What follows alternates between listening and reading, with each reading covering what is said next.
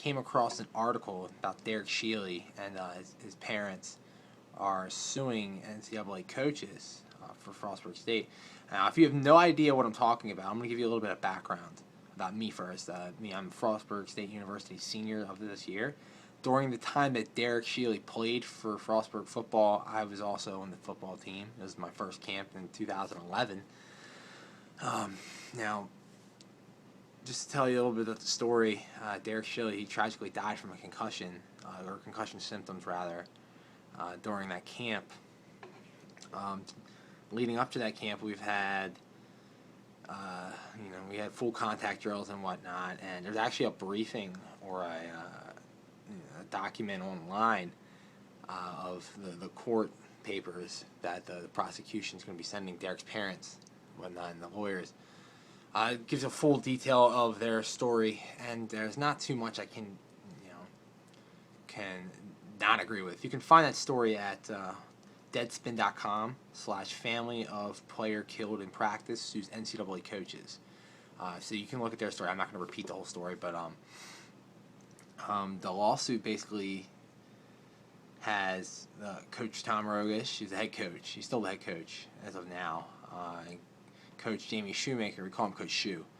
And trainer Mike Schweitzer, we call him Mike. He's just Mike. Scott, the helmet makers in the NCAA, they're all being sued for different counts. You can look up the lawsuit. I'm not going to go over that. But that's where you can find it. What I'll say is this, is that in the lawsuit, it talks about Derek's head bleeding, and I remember that vividly. The day before,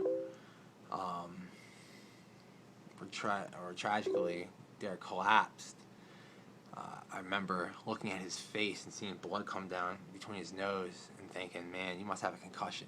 Like, it doesn't look good. I've seen people bleed from their head before from the tight helmets and whatnot, but knowing the kind of player that Derek is, he's just a full-on go-ahead guy. Like, so I know that he probably let his head and hit somehow.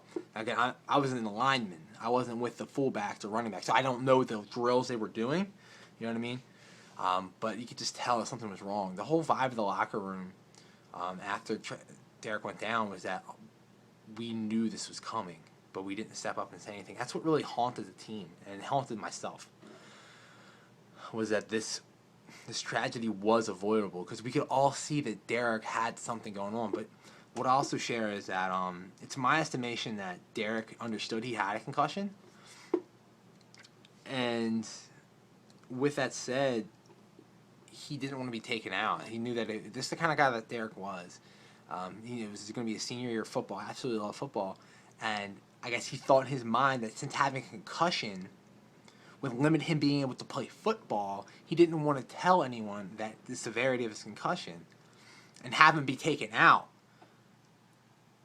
because he didn't want to miss time. He didn't want to sit out his senior football year. Now, obviously, he had no comprehension, clue that something like that tragedy would ever happen, which is why it's so tragic, because it was so avoidable. But being on the team, being in the environment, being around him, I'm going to sit here and tell you that I honestly believe Derek knew he had something going on. Now, here's the thing, though, is that I still predict that the prosecution in this case is going to win something, whether the counts of whatever they hold up. But here's the reality, is that Derek Shealy should not be dead. He shouldn't be dead at all. Whether or not Derek was stubborn or not, just didn't want to come out.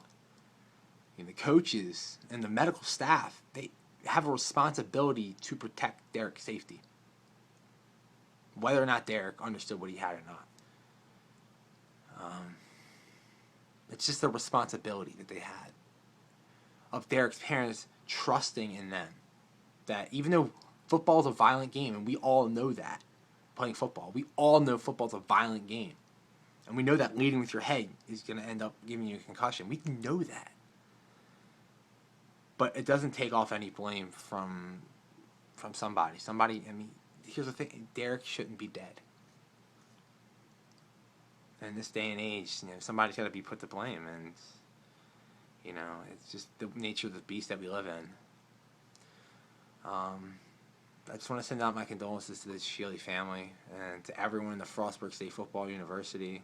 I mean, the team, the culture, the family, everyone that knew Derek, you know, it still breaks my heart. I can't imagine how anyone closer to him felt.